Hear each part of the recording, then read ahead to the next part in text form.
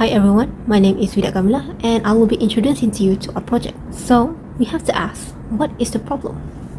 Well, we found that some of our classmates have difficulties understanding concepts in our syllabus, and with research, we concluded that they find the urinary system of humans in Chapter 13, Subtopic 2 to be difficult and hard to visualize due to its complexity. So, how did we solve this problem?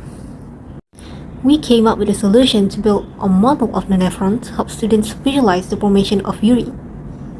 It is a working model that shows the pathway of urea in the nephron before being removed in the form of urine. We hope that by making this model, students will find it easier to understand and remember the pathway of the formation of urine in the nephron. Alright, I'm Vaishnavi and I'm going to talk about Sustainable Development Goal SDG on a working model project, which is the nephron structure. So, the SDG chosen for this project is Goal 4 Quality Education. This goal ensures equitable and inclusive quality education and promotes lifelong learning opportunities for all, meaning that all children have equal opportunities to access quality education. Now, I will explain on how we built this nephron. So, first of all, we use a water pressure pump represent as our heart, which will make the blood flows through the arteries. And as you can see here, there's a lot of small pieces of plastic which will represent as the large molecules in the blood plasma, such as red blood cells, platelet, and protein plasma. Now moving on, we use a big pipe as the renal artery and a thin pipe as the afferent arterioles and efferent arterioles. As for the Bowman's capsule, we use a funnel that have the thin pipe in them, which represent as the glomerulus. For the proximal convoluted tubules, the lobe of Henle, and the distal convoluted tubules, we use a medium-sized pipe. And here, you can see a syringe with a needle, which represent as substances that are need to be secreted from the blood capillaries into the tubule. And at the end of the tubule, there's a big pipe, which will represent as the collecting duct. And last but not least, the thread will represent as the blood capillaries. We will start with the first part of the nephron, which is the glomerulus. The blood will enter the glomerulus through the renal arteries, and the blood is under a high hydrostatic pressure. This high hydrostatic pressure is because the diameter of the afferent arterioles is bigger than the diameter of the efferent arterioles. Due to this high hydrostatic pressure, the content of the plasma blood will be filtered out from the glomerulus into the Bowman's capsule, except for platelet, protein plasma, and red blood cell, which are the larger molecules. And the fluid that is in the Bowman's capsule is now called filtrate, and this process is called ultrafiltration. Now, moving on to the proximal convoluted tubules. So here, the process of reabsorption occurs.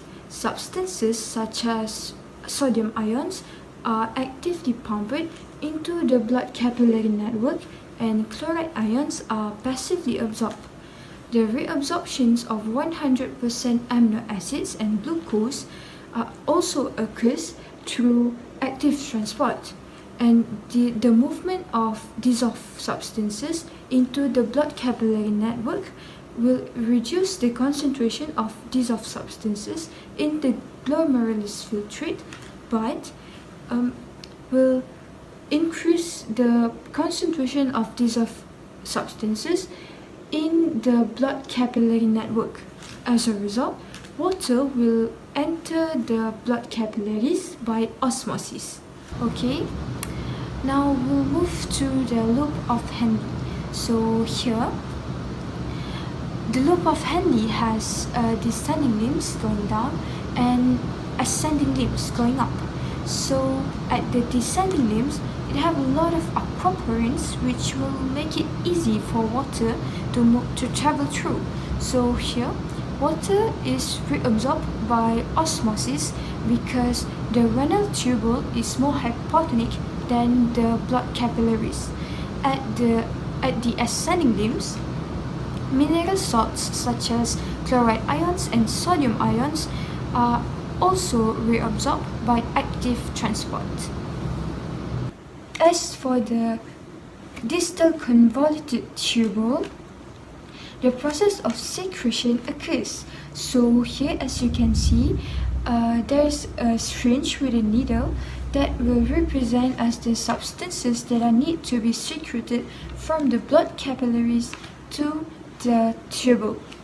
So the example of the substances are potassium ions, hydrogen ions, toxins, urea, and even some drugs. So these substances will get into the filtrate and flow to the collecting duct. So secretions will regulate the pH level by secreting the potassium ions and hydrogen ions and remove the toxic waste. Finally, when the renal fluid reaches the collecting duct, only a small amount of salts are left, and most of the water has been reabsorbed back into the bloodstream. So the remaining fluid is now called urine, flows down the collecting duct, and here a small amount of urea will be diffused out into the blood capillary and the surrounding fluid due to its small molecular size. So urine contains water, urea, sodium chloride salts, and uric acid and the creatinine. So after leaving the collecting duct, so urine flows through the ureter, bladder, urethra, and is finally excreted. Well, now we'll be talking about the SDG based on nephron working model. Why is Go for quality education suitable for this invention? Equity in education can be achieved among students, which is related to SDG 4 by this invention. Educational equity means that each child receives what they need to develop to their full academic and social potential. As a result, slow learners get to understand the process of a complicated structure faster by studying through the working model. The importance of this goal to the development of students in understanding this model is that it ensures that all students feel more relaxed because no matter where they stand, they get to understand the topic faster and easier by referring to this model. This model avoids students from giving up for not being able to understand a complicated topic. Slow learners will be at ease as they won't be left out either. Based on the pie chart, we can see that the percentage of Form 4 students that had attended the Carnival STEM was 30.4%, while for Form 5 it is 69.6%. From what we can see here, most of the students were able to gain a better understanding or refresh their memories about the nephron structure. Based on this graph, we can see how well the students understand about this topic.